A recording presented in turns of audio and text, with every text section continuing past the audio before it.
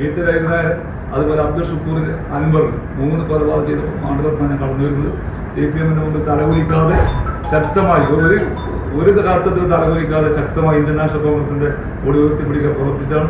സമൂഹത്തിന് നന്മയ്ക്ക് വേണ്ടി പ്രവർത്തിച്ചു. ഒരുപാട് ഹൈക്കോടതി റോഡ് പൂർത്തീകരിക്കാത്തപ്പോൾ കേരള ഹൈക്കോടതിയിൽ പോയി നമ്മൾ റോഡ് ഉണ്ടാക്കി. ഹൈക്കോടതി 6 മാസം കൊണ്ട് പൂർത്തീകരിക്കണം ഉണ്ടാക്കി. അതുപോലെ കുടിവെള്ളം, ജപ്പാൻ കുടിവെള്ളം വന്നപ്പോൾ ഞങ്ങളുടെ വാർഡിലേക്ക്, ഞങ്ങളുടെ ശക്തമായ കോൺഗ്രസിന്റെ വാർഡായതുകൊണ്ട് ഞങ്ങൾ 2 അതിർത്തിക്ക് മാത്രം പൈപ്പ് ഇട്ടു. ഹൈക്കോടതി പോയി, ഹൈക്കോടതി ഉത്തരവിട്ടു കുടിവെള്ളത്തിൽ പക്ഷപാതം കാണിക്കാൻ പാടില്ല, നിർബന്ധമായി 1ാം ഫേസിൽ തന്നെ ആണ് അവിടെ കുടിവെള്ളം എത്തിക്കണമെന്ന് കോടതി ഉത്തരവിട്ടു. അങ്ങനെ കുടിവെള്ളം എത്തിച്ചു. കുടിവെള്ളം അതുപോലെ ഇലക്ട്രിസിറ്റി, പട്ടികജാതി കോളനികളിൽ ഇലക്ട്രിസിറ്റി എത്തിക്കാൻ വേണ്ടി കഠിനമായി പ്രവർത്തിച്ചിട്ടുണ്ട്. അത് അന്ന് പത്മരാജ മന്ത്രിയായ സമയത്ത് സ്പെഷ്യൽ ഓർഡർ കൊണ്ടുവന്ന് പട്ടികജാതി കോളനികളിൽ വൈദ്യുതീകരിക്കാൻ വേണ്ടി പ്രവർത്തനം നടത്തിയിട്ടുണ്ട്. അന്ന് ഞാൻ കണ്ണൂർ അസംബ്ലിയിൽ MA വിദ്യാർത്ഥി KS യൂണിറ്റ് പ്രസിഡന്റ്. ആ സമയത്ത് പോലും ഞാൻ അവിടുത്തെ കുന്നിൻ ചെരുവുകളിൽ കോളനികളിൽ വൈദ്യുതി എത്തിക്കാനാണ് ചെറുപ്പക്കാർ അന്ന് കോളനി വൈദ്യുതീകരിക്കുമ്പോൾ ആരും ഇത് ഏറ്റെടുക്കില്ല, അത് കാശ് കിട്ടാൻ ബുദ്ധിമുട്ടാണ്. അങ്ങനെ ഞാൻ കുന്നിൻ്റെ മുകളിൽ ചെറുപ്പക്കാരെ സംഘടിപ്പിച്ച് ഇലക്ട്രിക് ബോയ്സ് ചെറുപ്പക്കാരെ സേവനം എത്തിച്ചുകൊണ്ടാണ് നമ്മൾ അവിടെ വൈദ്യുതി ഇവിടെ കോളനികളിൽ വൈദ്യുതീകരണത്തിൽ വഹിച്ചത്. അങ്ങനെ ഒട്ടനവധി ജീവിതാനുഭവങ്ങളുണ്ട്. ഗ്രാമങ്ങളിൽ പ്രവർത്തിച്ചതിൻ്റെ അനുഭവങ്ങളുണ്ട്, കോളേജിൽ പഠിച്ചിട്ടുണ്ട്, എല്ലാ മേഖലയിലും പ്രവർത്തിച്ച പരിചയമുണ്ട്. അതുകൊണ്ട് നിങ്ങൾ പത്ര സുഹൃത്തുക്കൾ ഉൾപ്പെടെ നിങ്ങളുടെ പിന്തുണ എനിക്ക് അനിവാര്യമാണ്.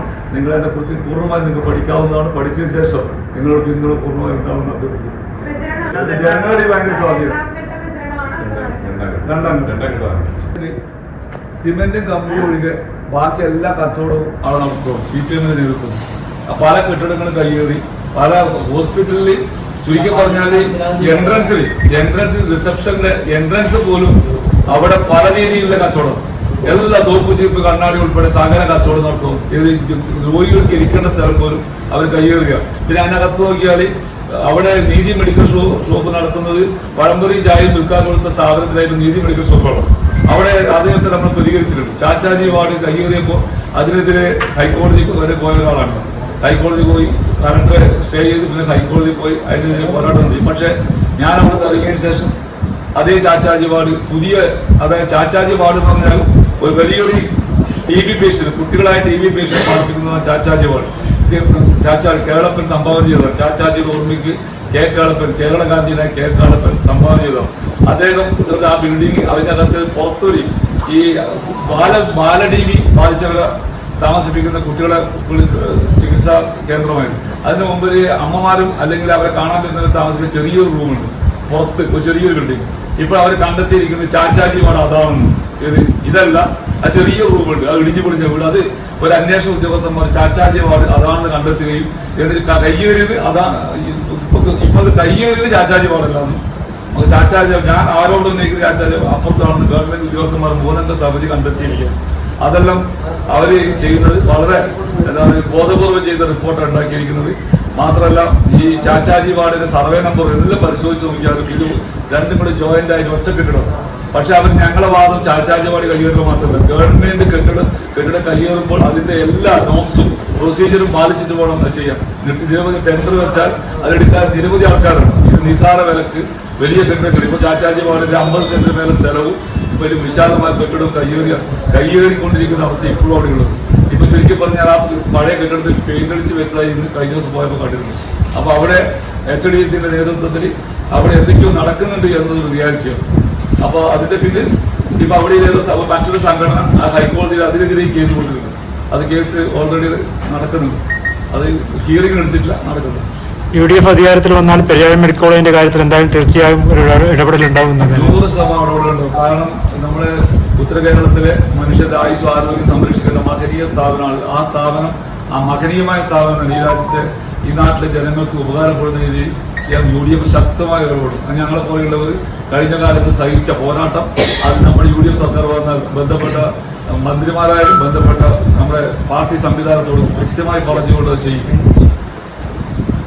അത് കണക്കേടാ ചേട്ടാ, അവിടെ നീതി മെഡിക്കൽസിൽ പല മരുന്നുകളുമില്ല, എല്ലാം പ്രൈവറ്റ് ആളുകൾ വഹിക്കുന്നത്. അതൊരു വലിയ പ്രശ്നമാണ്. നീതി മെഡിക്കൽസിൽ അല്ല, താഴത്തെ നീതി മെഡിക്കൽസ് പാർട്ടിയുടെ മെഡിക്കൽ ഷോപ്പ്, അവിടെ പല മരുന്നുണ്ട്. പക്ഷേ ആശുപത്രിയിൽ അവിടെ മരുന്നുണ്ടാവില്ല. എന്നിട്ട് ആ മരുന്നൊക്കെ വാങ്ങിക്കാൻ ഇവിടത്തേക്ക് ഫണ്ട് കിട്ടും. ഇവിടുത്തെ പറഞ്ഞു വിടുമ്പോൾ ഇവർക്ക് ഫണ്ട് കിട്ടും. അവർ ലക്ഷക്കണക്കിന് രൂപ ഇവിടെ വരും. ജനങ്ങളിൽ ആൾക്കാർ കഴിക്കും നീതി മെഡിക്കൽ സ്റ്റോർ ഭയങ്കര സംഭവമാണ്. അത് ശരിക്കും പറഞ്ഞാൽ ഉള്ള ലാഭം അവർക്ക്. നിങ്ങൾ നീതി മെഡിക്കൽ സ്റ്റോറിനെ കുറിച്ച് പറയുകയാണെങ്കിൽ അത് ശരിയായി പറഞ്ഞാൽ നീതിയൊന്നുമല്ല. പല മരുന്നുകൾ എൻ്റെ അനിയൻ ക്യാൻസറോട് മരിച്ചതാണ്. ആ ക്യാൻസറിന്റെ മരുന്ന് മേടിക്കുമ്പോൾ നീതി മെഡിക്കൽ സ്റ്റോറിൽ കുറഞ്ഞ വിലക്കാണ് കിട്ടുന്നത്. മറ്റ് തൊട്ടടുത്ത വേറെ മെഡിക്കൽ സ്റ്റോർ എത്രയോ രൂപ വ്യത്യാസം സാധാരണ മെഡിക്കൽ സ്റ്റോറിൽ തന്നെ അതിനേക്കാൾ വില കുറച്ച് കിട്ടും. എത്രയോ മരുന്നുകൾ വാങ്ങിച്ചത്. എൻ്റെ പിതാവിന് അസുഖമായ സമയത്തൊക്കെ എൻ്റെ പിതാവ് മരിച്ചത് പരിയാരം മെഡിക്കൽ കോളേജിലാണ്. എൻ്റെ അനുജൻ മരിച്ചത് പരിയാരം മെഡിക്കൽ കോളേജിലാണ്. എൻ്റെ അമ്മ മരിച്ചത് പരിയാരം മെഡിക്കൽ കോളേജിലാണ് ചികിത്സ. ഞങ്ങൾക്ക് മയോ ക്ലിനിക്കിൽ നിന്ന് പോകാൻ സാധ്യത. അപ്പോൾ നമ്മളെ സാധാരണക്കാരുടെ സ്ഥാപനം പരിയാരം മെഡിക്കൽ കോളേജാണ്. ആ പരിഹാരം വളർന്നു വരേണ്ടത് അത്യാവശ്യം. എനിക്ക് നിങ്ങൾക്ക് ഒരുപാട് പേരുടെ കൊണ്ടുപോകാം. പക്ഷെ എൻ്റെ അവരൊക്കെ ചികിത്സിച്ചതും മരണപ്പെട്ടതും ആ സ്ഥാപനത്തിൽ നിന്നാണ്.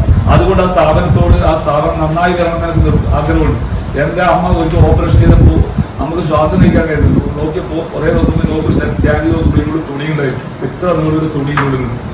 അതെടുത്ത് വിളിച്ച് കളയായിരുന്നു. അത് സത്യ റിയാലിറ്റിയാണ്. അപ്പോൾ അങ്ങനെയൊക്കെ സംഭവം ഉണ്ടായിരുന്നു. അപ്പോൾ ഒരുപാട് നെഗ്ലിജൻസ്, ഒരുപാട് അശ്രദ്ധ അവരുടെ ഭാഗത്ത് ഉണ്ടായിട്ടുണ്ട്.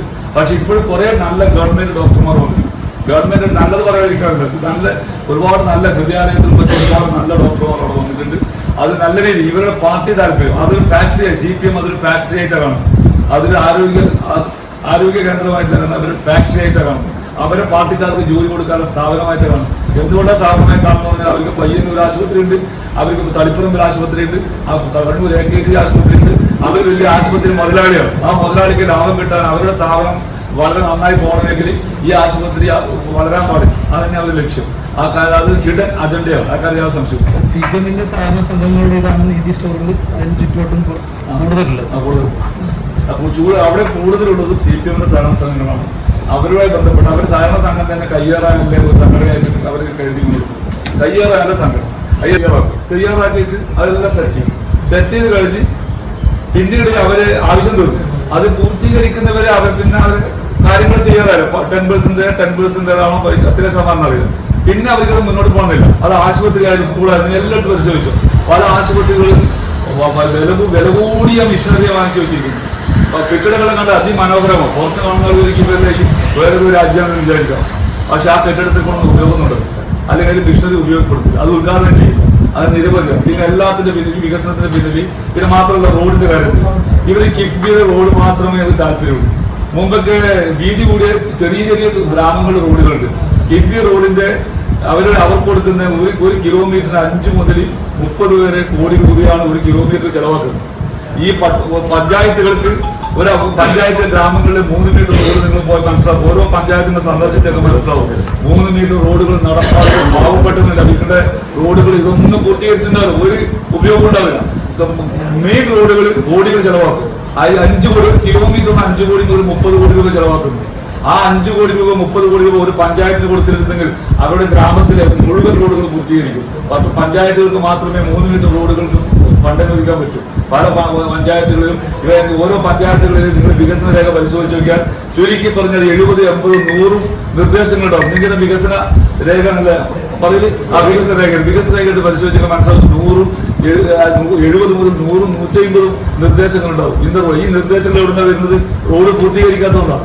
ഇവർ വലിയ റോഡിന്റെ കിഫ്ബി പണിയെടുത്ത് വലിയ റോഡിന്റെ ഇത് മാത്രം എടുത്ത് പ്രചരിപ്പിക്കും. ചുരുക്കി പറഞ്ഞ പ്രചാരം മാത്രമേ കടലാസിലെ പദ്ധതിയില്ല, എവിടെയില്ല, സൈറ്റ് പദ്ധതിയില്ല. നമ്മൾ ഫീൽഡിൽ പോയി നോക്കിയാൽ മനസ്സിലാവും. ഓരോ പഞ്ചായത്തിലെ ഗ്രാമങ്ങളിലൂടെ നടക്കുമ്പോൾ മനസ്സിലാവും. പല സ്ഥലങ്ങളിലും പല ഗ്രാമങ്ങളിലും നടപ്പാതയില്ല, റോഡില്ലാത്ത ബുദ്ധിമുട്ടുകൾ നേരിടുന്ന ഒരുപാട് ആൾക്കാരുണ്ട്. പ്രത്യേകിച്ച് പട്ടികജാതി കോളനികളിലില്ല. ആവശ്യമായ കാര്യങ്ങളുണ്ടാവും. പിന്നെ സ്ഥിരം ഉദ്ഘാടനമാണ്. ഇതിനൊക്കെ ഞാൻ അത്ഭുതപ്പെട്ടു പോയെന്ന് വെച്ചാൽ റീടാറിംഗ് ഉദ്ഘാടനം ചെയ്ത് എന്നെ ഏറ്റവും അത്ഭുതപ്പെട്ടു. റീടാറിംഗ് ഉദ്ഘാടനം ചെയ്ത് ലോകത്തോടെ കണ്ടിട്ടുണ്ടാവും. റീടാറിംഗ് എല്ലാം ഉദ്ഘാടനം ചെയ്തു. സാധാരണ ഒരു പുതിയ പദ്ധതി റോഡ് എടുക്കുമ്പോൾ ഉദ്ഘാടനം ചെയ്തു. ഇത് റീടാറിംഗ് എല്ലാം ഉദ്ഘാടനം ചെയ്തു. അത് ഉദ്ഘാടനത്തിൽ പ്രാന്തൂരായിട്ട് അതെ റീടാറിംഗ് സാധാരണ എല്ലാ കൊല്ലവും അതിനുശേഷം ഞങ്ങൾക്ക് ഗ്രാമസഭയിൽ പറഞ്ഞാണ് എല്ലാവരും പൈസ ഉണ്ടാക്കാൻ ഒരു വഴി എന്ന് പറഞ്ഞാൽ എല്ലാ കൊല്ലം വീട്ടിൽ പെയിന്റ് അടിക്കുക, കുടി കിടക്കുക, വീട്ടിൽ കൂടി കിടക്കും. എല്ലാം